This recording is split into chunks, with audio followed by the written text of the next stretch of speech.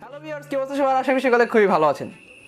আমাদের চ্যানেলে রেগুলার যারা ভিডিও দেখেন তারা হয়তো ভালো বলতে পারবেন যে আমাদের চ্যানেলে কিন্তু আগের ভিডিওর তুলনায় এখনকার যে ভিডিওগুলো হয় সেগুলো কিন্তু একটু চেঞ্জ আপনারা দেখতে পাচ্ছেন। হ্যাঁ ভিউয়ার্স, আগের থেকে কিন্তু আমাদের ইমেজ কোয়ালিটি শার্প হয়েছে এবং পিছনের যে ব্যাকগ্রাউন্ডটা আছে সেই ব্যাকগ্রাউন্ডটা কিন্তু আগের তুলনায় অনেকটা ব্লারি দেখা যাচ্ছে।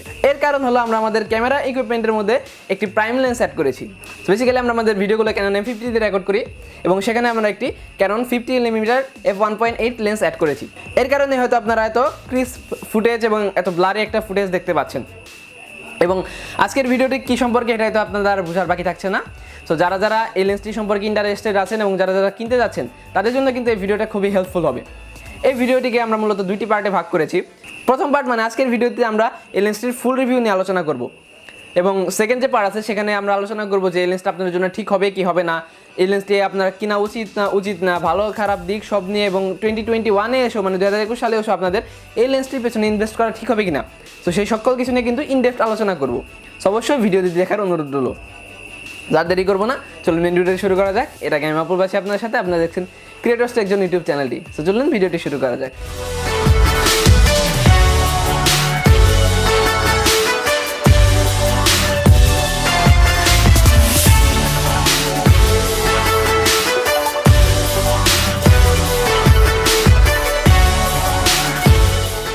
তো প্রথমে কি দেখবেন? আনবক্সিং দেখাবো না, আসলে আনবক্সিং করে দেখানোর মতো কিছু নাই। প্রথমে বক্সটা খুললে পেয়ে যাবেন একটি ইউজার ম্যানুয়াল, যা ফালাই দিছি। এরপর পাবেন সুন্দর প্যাকেজিংয়ে মোড়া লেন্সটি। তো শেষ, আর কিছুই না।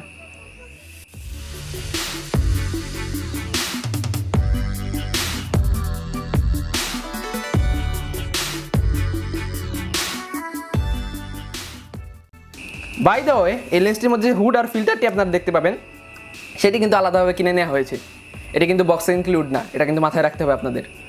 প্রথমে আলোচনা করবো আর আউটলুক এবং বিল্ড ম্যাটেরিয়াল নিয়ে।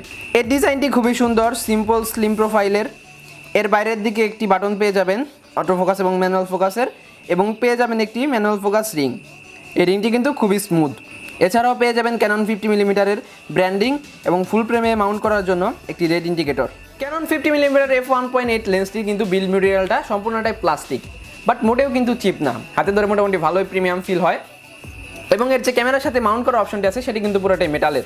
এই যে আপনারা দেখতে পাচ্ছেন পুরোটাই কিন্তু মেটালের। এবং এর যে ফিল্টার সাইজটি আছে সেটি হলো 49mm। এবার কথা বলা যাক এর ফিচার্স সম্বন্ধে। এই লেন্সটিতে আপনারা 50mm ফিক্সড ফোকাল লেন্থ পেয়ে যাবেন, অর্থাৎ আপনারা এটিকে জুম ইন অথবা জুম আউট করতে পারবেন না। এর ফোকাল লেন্থ কিন্তু ফিক্সড 50mm। ফুল ফ্রেম ক্যামেরায় আপনারা 50mm ফোকাল লেন্থ পেলেও ক্রপ সেন্সর ক্যামেরায় কিন্তু সেই ফোকাল লেন্থটি বেড়ে 75 থেকে 85mm হয়ে যায়। এর কারণটা আমি আপনাদের বোঝাচ্ছি যে যখন আপনি এই লেন্সটিকে একটি ফুল ফ্রেম ক্যামেরায় মাউন্ট করবেন, ফুল ফ্রেম ক্যামেরা কিন্তু সেন্সর সাইজটা অনেক বড় হয় ক্রপ সেন্সর ক্যামেরার তুলনায়।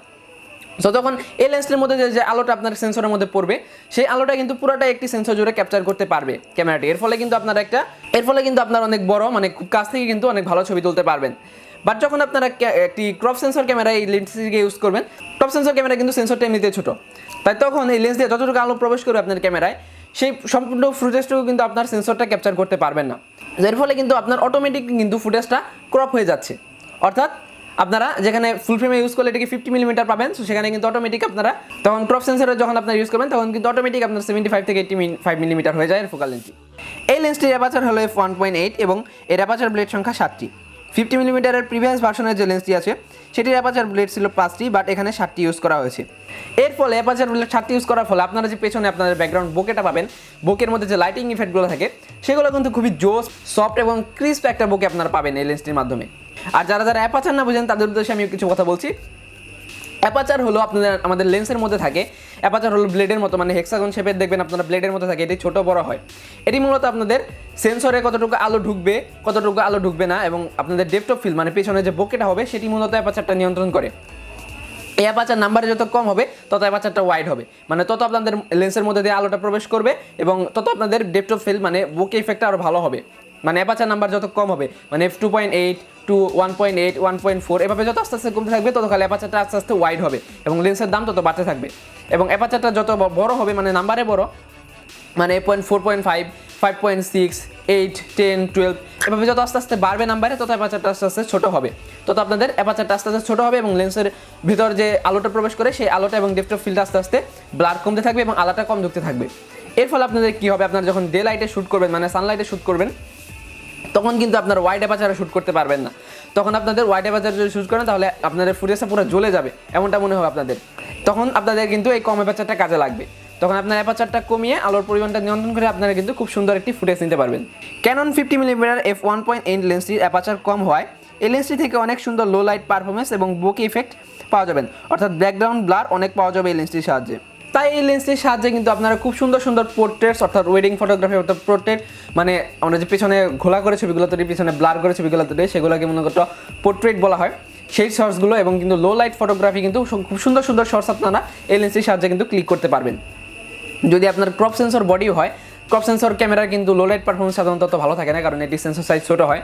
বাট একটি 50mm প্রাইম অথবা যে কোনো একটি প্রাইম লেন্স মানে ওয়াইড অ্যাপারচার আলার লেন্স দিয়ে কিন্তু আপনি খুব সহজেই লো লাইট ফটোগ্রাফি করতে পারবেন। তো এবার আর কি বাকি থাকে, ভালো খারাপ দিক। ভিডিওর শুরুতেই তো বলেছি ভালো খারাপ দিক নিয়ে একটি আলাদা ভিডিও আসতে চলেছে, বাট এই ভিডিওতে আমি আপনাদের নিরাশ করবো না। আমি মেইন যেসব খারাপ দিকগুলো এই লেন্সটি আমার মনে হয়েছে সেগুলো আপনাদের আমি এই ভিডিওর মাধ্যমে জানিয়ে দিচ্ছি। তো খারাপ দিকগুলোর মধ্যে নাম্বার 1 যে দিকটা রয়েছে সেটি হলো এটি থেকে আপনারা কোনো জুম ইন অথবা জুম আউট করতে পারবেন না। মানে এটির ফিক্সড ফোকাল লেন্থ মানে 50mm ফিক্সড, এটি দেখুন আপনি জুম ইন অথবা জুম আউট করতে পারবেন না। আপনাকে যদি একটু জুম ইন অথবা জুম আউট করার অপশন এখানে থাকতো তাহলে কিন্তু মোটামুটি আমাদের পক্ষে একটু ভালো হতো আর কি। এবং নাম্বার 2 যে প্রবলেমটি আছে এটির মধ্যে কোনো ইমেজ স্টেবিলাইজেশন নেই।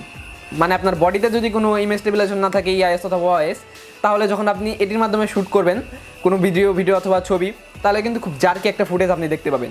মানে এখানে যদি আপনি শক্ত হাতে অথবা কোনো গিম্বল ইউজ করে যদি আপনি কোনো ভিডিও শ্যুট না করেন তাহলে কিন্তু অত ভালো একটা ভিডিও ফুটেজ আপনি দেখতে পাবেন না, খুব জার্কি একটা ভিডিও ফুটেজ আপনি দেখতে পাবেন। এবং ছবির ক্ষেত্রে বলছি, আপনি যদি শাটার স্পিড কমিয়ে ছবি তুলেন ট্রাইপডে ছাড়া তাহলে কিন্তু খুব শক্ত হাতে একটু ছবি তুলতে হবে আপনার, আর শাটার স্পিড বাড়িয়ে তুললে সেক্ষেত্রে আপনারা ভালো ছবি পাবেন অনায়াসেই। এবং 3 নম্বর যে কারণটি আছে সেটি হলো এটির মধ্যে এসটিএম মোটর থাকা ফোকাসিংয়ে কিছুটা সাউন্ড করে। এর যে আগের ভার্সনের লেন্স ছিল সেটিতে তো প্রচুর সাউন্ড করতো, বাট এখানে কিন্তু অতটা সাউন্ড করে না, বাট কিছুটা সাউন্ড করে এবং কিছুটা কিন্তু ভাইব্রেট হয় যখন ফোকাসটা সরতে থাকে। আর ফোকাসিং স্পিডটাও আমার কিছুটা স্লো মনে হয়েছে অন্য সব প্রাইম লেন্সের তুলনায়। বাট একটি ভালো বডি যদি আপনি ইউজ করেন তাহলে কিন্তু ফোকাসিং স্পিডটা মোটামুটি ফাস্টই পাবেন। সো এই ছিল মেন খারাপ দিকগুলো, এবং আর বাকি যা টুকটাক খারাপ দিকগুলো আছে ভালো দিকগুলো আছে সো সেটি নিয়ে তো একটি ডেডিকেটেড ভিডিও আসতেই চলেছে। সো অবশ্যই কিন্তু চ্যানেলে চোখ রাখবেন এবং 2টি ভিডিও দেখার কিন্তু আপনাদের অনুরোধ রইল।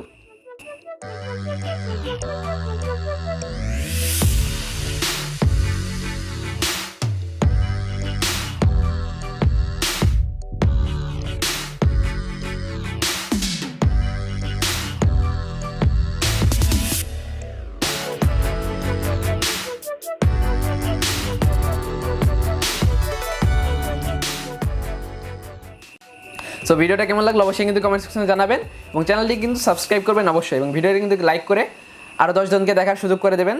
এবং দেখা হচ্ছে নেক্সট ভিডিওতে, সে পর্যন্ত ভালো থাকবেন, টাটা, গুড বাই।